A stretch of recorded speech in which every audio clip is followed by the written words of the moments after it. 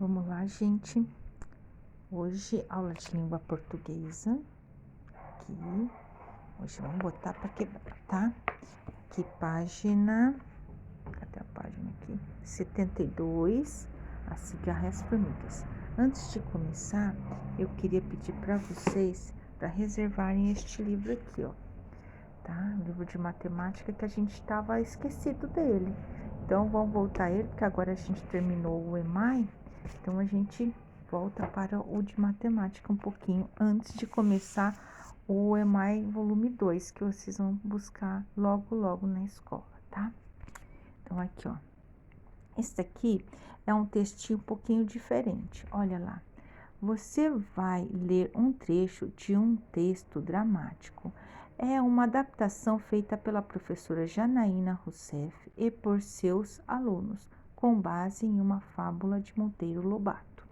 Então, isso daqui é uma fábula, só que não é o conto do Monteiro Lobato. Ele é uma adaptação, certo? Então, ele foi transformado em uma pecinha de teatro. Olha lá, aqui tem os personagens, ó, tem o narrador 1, narrador 2, narrador 3, cada um com as suas falas. Aqui os personagens, cada um com as suas falas. E também com as interferências aqui, ó, do autor, falando o que tem que fazer aqui, ó, em cada parte da dramatização, certo? Então, vocês vão ler, vão tentar entender a historinha, ver aqui os personagens, a fala de cada um, certo? Dentro do diálogo, e as interferências aqui, escritas entre parênteses, tá?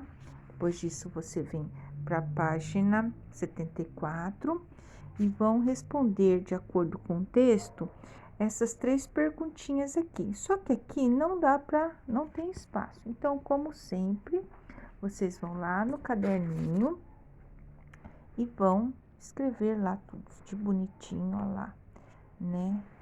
Tentem sempre fazer em letra cursiva, certo? Porque vocês exercitam melhor a escrita de vocês, tá? E depois aqui, vocês coloquem lá, ó, coloquem aqui língua portuguesa, as páginas que estamos trabalhando, página 74 e as perguntinhas aqui. Aí vocês escrevem as suas respostas aqui, tá? Bem caprichadinho.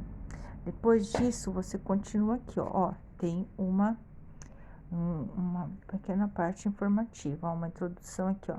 O texto dramático é um texto escrito para ser encenado, então para fazer tipo uma pecinha de teatro, tá? Logo em seu início, os personagens são apresentados. Os diálogos entre os personagens são sempre indicados pelo nome delas, que aparece antes da fala de cada uma. Então, aqui, ó, dá logo para a gente saber quem é que tá falando o quê, tá? Que o narrador fala essa parte, o narrador 3S, então tá tudo marcadinho. Os textos de ensinação são todos marcados, tá? Então, aí você vai responder de acordo com o texto, tá? Quantos personagens tem esse texto? Quais são elas? Então, vocês vão respondendo, certo? Aqui tem outra parte informando aqui, ó. Fique sabendo. O dramaturgo, autor do texto dramático, usa rúbricas para indicar as atitudes, as expressões, os gestos e o tom de voz dos personagens durante a encenação do texto. As rúbricas representam a voz do autor em geral. Elas aparecem escritas com letra diferente da letra do texto e entre parênteses, no texto que você leu, elas estão em itálico. Então, olha aqui, ó, itálico é esse tipo de letrinha aqui, ó, mais caidinho, tá? Ó, elas estão entre parênteses. Então, aqui não é a fala de ninguém. Isso aqui é uma rúbrica que é a indicação do autor de como deve correr a encenação, tá? Então, ele dá uma pausa e fala assim, olha, é para fazer assim, olha, agora ele vai entrar, olha, agora você dá uma parada, agora você vai estar falando e dançando. Então, ele sempre vai ter essas orientações aqui, certo? Que são as chamadas rúbricas do autor. Aí na página página 75. Aqui, ó. Copie as rúbricas que indicam que as cigarras estão resfriadas. Então, você só vai copiar aqui as rúbricas onde mostra que as cigarras estão resfriadas ou com gripe, tá? Letra A. Agora copia a fala de uma personagem. Então, vocês copiam lá a fala de um personagem que vocês coloquem aqui o personagem e a fala dela. E façam o exercício aqui, ó. Ligue as frases ao que elas correspondem. Então, vocês façam a ligação. Olha aqui, as rúbricas também indicam o local onde acontecem as cenas, a música que deve ser tocada ou cantada, os sons do ambiente, a iluminação, etc. Tudo é para correr bem dentro da encenação, tá?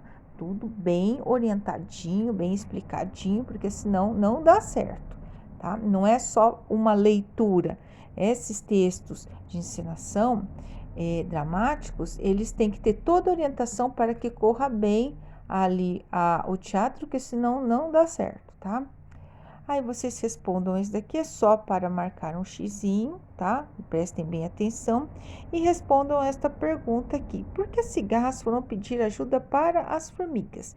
Então, você leia lá e veja lá a respostinha dentro da historinha lá que aconteceu naquele texto de dramatização, tá? Aqui outra perguntinha ligada à historinha, respondam, certo? Quais são os sons indicados pelas rúbricas do texto? O que tem lá? Som de trovão, som de batida de porta, som de alguém caindo, som de uma explosão? Então, vocês coloquem aqui quais os sons que tem lá, tá? Aí, vocês vão respondendo aqui a 8. E aqui, ó, de olho na linguagem. Reescreva uma frase substituindo a palavra destacada por uma expressão ou significado semelhante. Aqui é o que nós chamamos de sinônimo, tá? Sinônimo é uma palavra semelhante. Então, olha lá, sinônimo, tá? É uma palavra semelhante. Vou até colocar aqui, ó. Sinônimo, tá? Então, aqui, ó, vocês vão trocar esta palavra cochilando por um sinônimo.